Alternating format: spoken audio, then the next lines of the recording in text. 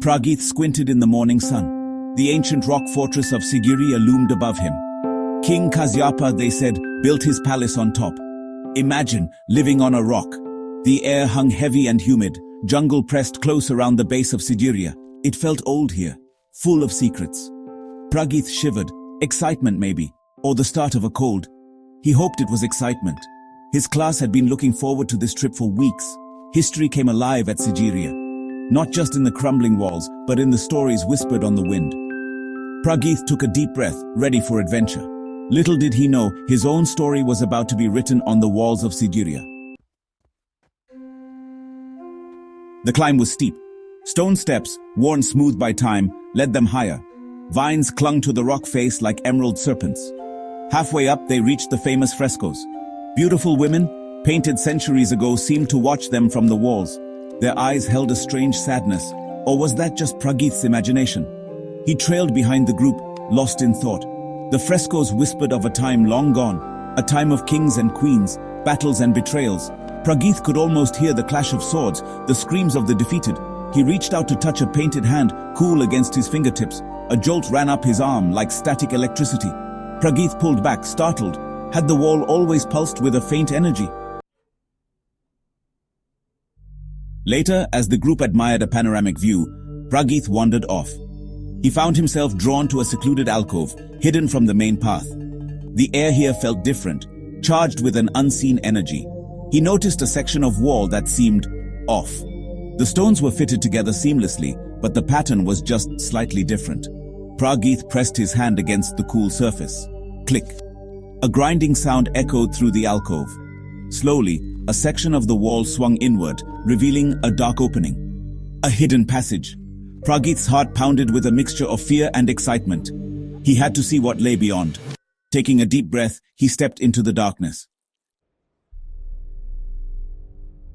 The passage was narrow, the air thick and musty. Prageeth's hand brushed against rough stone as he followed the winding tunnel deeper into the heart of Sigiriya. He could feel the weight of the mountain above him, hear the faint drip of water, a steady rhythm like a heartbeat. The tunnel opened into a small chamber. Dust motes danced in a single shaft of light that pierced the gloom. In the center of the chamber, resting on a stone pedestal, lay a crystal. It pulsed with an inner light, bathing the chamber in an eerie glow. Prageeth cautiously approached. The crystal hummed with energy, a low vibration that resonated deep within his chest. As he reached out to touch it, images flashed through his mind, stars, swirling galaxies, and strange symbols he couldn't understand. Then, darkness.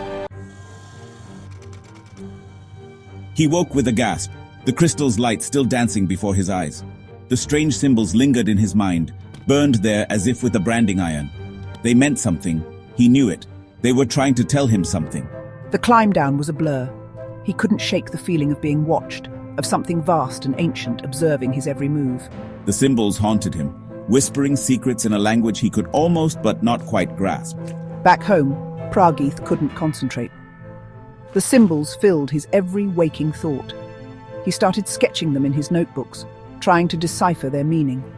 He researched ancient languages, astronomical charts, anything that might hold a clue. Section 6. A Stargazer's Revelation. One night, unable to sleep, I snuck onto the roof with my father's old telescope. I traced the familiar constellations, searching for answers in the vastness of space. And then I saw it. A faint cluster of stars, barely visible to the naked eye, arranged in a pattern that sent a shiver down my spine. I recognized the pattern. It was one of the symbols from the crystal, a constellation unknown to any earthly astronomy book. The symbols weren't random, they were a map. Excitement turned to trepidation. If the crystal showed me a map of stars unseen from Earth, then it could only mean one thing. I wasn't alone. Section 7. The Hum in the Stars. The realization was both exhilarating and terrifying. I continued my research, devouring every book and website I could find on astrophysics, alien life, anything that could shed light on the message I carried within me. The symbols, I realized, weren't just a map. They were a language, a complex system of mathematics and astrophysical concepts interwoven with philosophical ideas I could only begin to grasp. I felt a strange pull towards the stars, a sense of connection to something vast and ancient. The hum in my chest, the one that started with the crystal's touch, intensified. It was as if the earth itself vibrated in harmony, with a distant unknown rhythm. I knew I couldn't keep this to myself. The world needed to know. Section 8. A Message from Beyond. With the help of my science teacher, a kind and open-minded woman named Mrs. Pereira, I managed to decipher enough of the crystal's message to understand its chilling significance. The symbols spoke of a civilization far older than humanity, a race known as the Vidari. They were coming to Earth. The news spread like wildfire. Fear, excitement, disbelief. A wave of conflicting emotions washed over the globe. Governments scrambled, scientists debated, and religious leaders offered interpretations of the impending arrival. Thrust into the spotlight, I found myself hailed as a prophet by some, a harbinger of doom by others. I knew only one thing for sure. The Vidari were real, and they were on their way. Prageeth, you've done something incredible. The world owes you a debt of gratitude. But we must prepare for what's to come. Section 9. They are coming. Days turned into weeks, weeks into months. The world held its breath watching the skies. Haunted by the responsibility of my discovery, I continued to study the crystal, hoping to glean any insight into the Vidari's intentions. Were they coming in peace, or were they harbingers of destruction? One cool evening, as the sun dipped below the horizon, casting long shadows across the land, I looked up at the sky. There, shimmering like a mirage in the twilight, was a sight that sent a shiver down my spine. A fleet of ships, vast and silent, hung suspended in the air, their hulls shimmering with an otherworldly light. The Vidari had arrived, and the fate of Earth hung in the balance. People of Earth, we are the Vidari. We come in search of knowledge and understanding.